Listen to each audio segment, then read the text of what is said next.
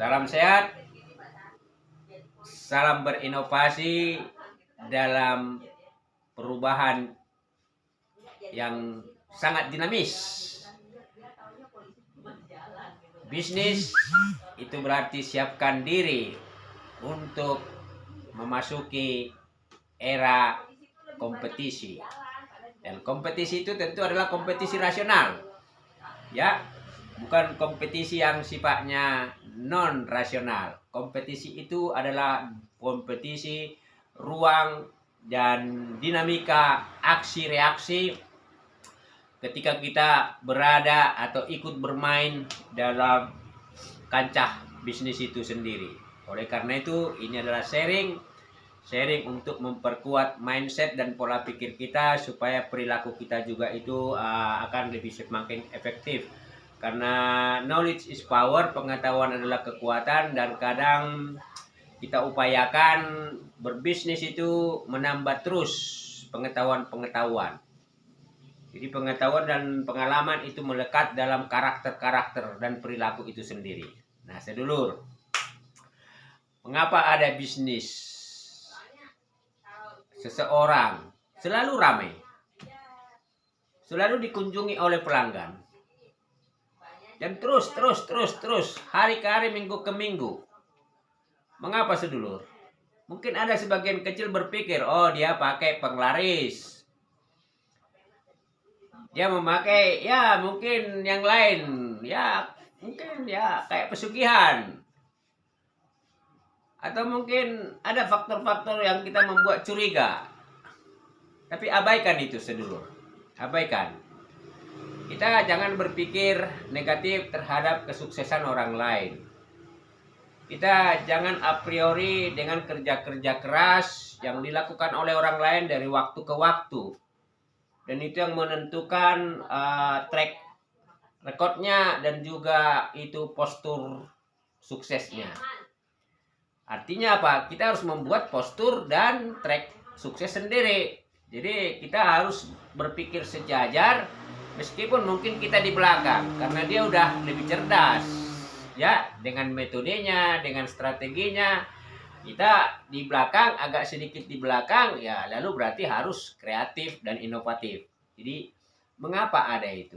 Tentu karena ada, sedulur, yang membuat dia berbeda produknya dengan produk atau jasa layanan bisnis orang lain. Bisnis berkompetisi berarti ada yang namanya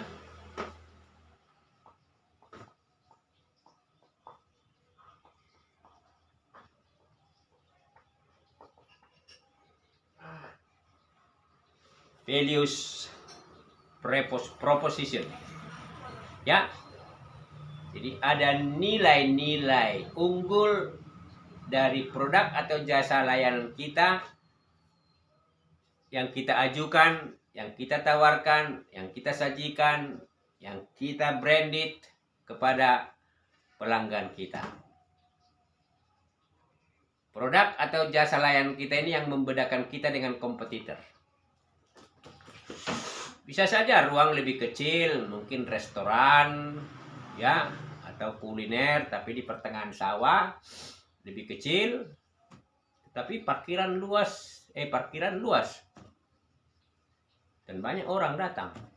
Nah, di tempat orang lain, ya, itu restonya atau ruang kulinernya elit, mewah, parkiran juga luas, tetapi jumlah mobil relatif lebih kecil.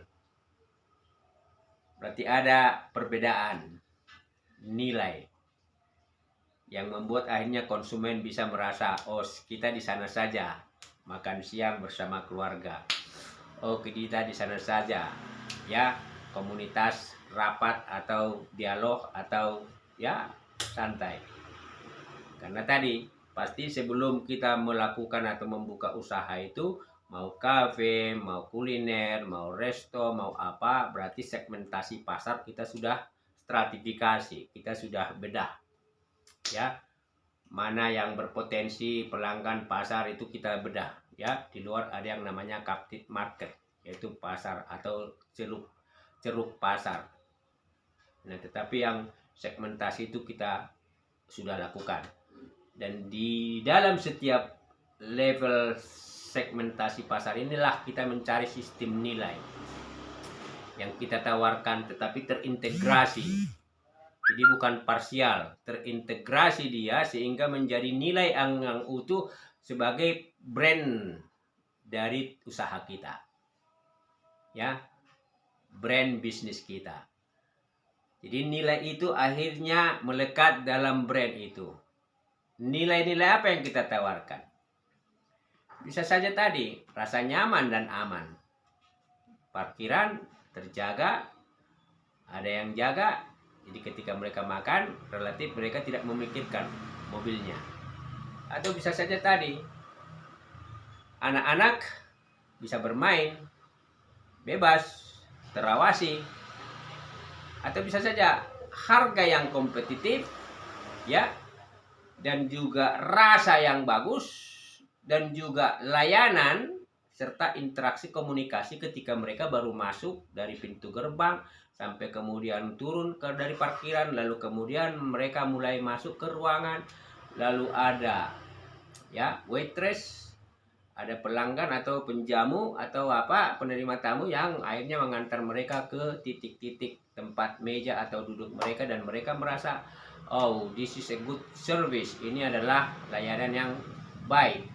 Nah, dan kemudian mereka bisa melihat, wow, ini ragam makanan pilihannya relatif itu dari daftar menu sama harganya tidak jauh-jauh beda dari tempat lain. Nah, artinya apa? Bisa saja memang ketika mereka datang ke situ ada nilai hasil dan manfaat, dan juga rasa kepuasan, dan juga rasa aman, dan juga status sosial mereka ya juga itu terjaga.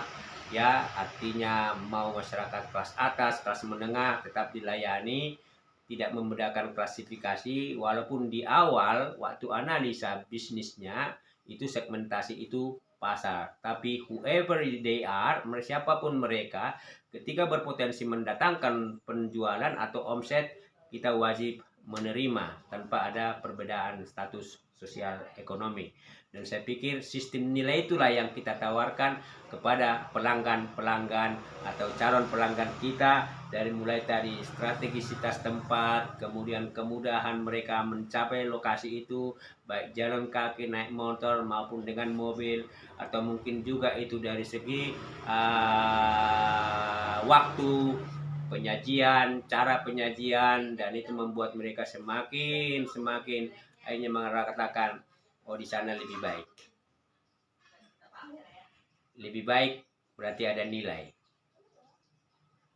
Ya, nilai yang membuat konsumen pada akhirnya menetapkan, memutuskan kita di sana saja untuk memenuhi kebutuhannya, baik secara personal, secara keluarga, secara komunal, ya, kelompok maupun komunitas. Buat, sajikan, tawarkan nilai plus Anda kepada siapapun ketika Anda menyajikan atau menjual atau berdagang atau berbisnis. Salam sehat.